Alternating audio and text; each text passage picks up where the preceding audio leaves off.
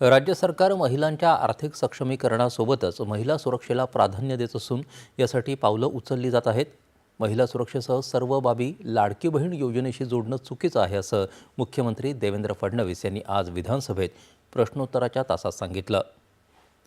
नोकरी आणि व्यवसाय करणाऱ्या महिलांच्या सुरक्षेविषयी अधिक सजग राहण्याची आवश्यकता आहे असं सांगत केंद्र सरकारच्या नव्या 3 फौजदारी कायद्यांमध्ये यावर विशेष लक्ष दिलं असून त्यासाठीची शिक्षा देखील कठोर केली आहे याकडे मुख्यमंत्र्यांनी लक्ष वेधलं।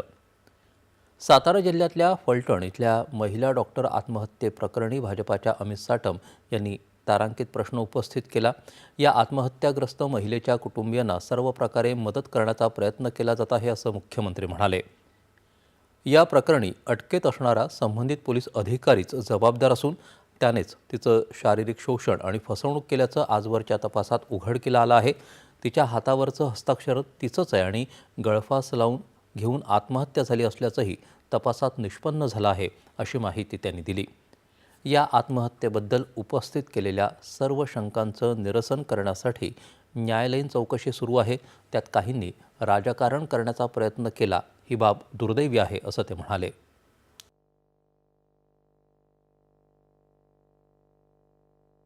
यामध्ये आत्तापर्यंतचे जे काही रिपोर्ट्स आहेत त्या 2 गोष्टी फॉरेन्सिकच्या रिपोर्ट्समध्ये क्लिअर झालेल्या आहेत। पहिलं की गळफास लावून म्हणजे स्ट्रँग्युलेशन नाही आहे, गळफास लावून या ठिकाणी केलेली हा मृत्यू आहे।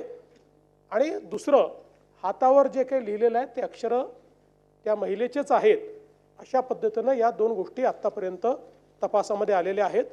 अजून हा तपास आपण कन्क्लूड केलेला नाही।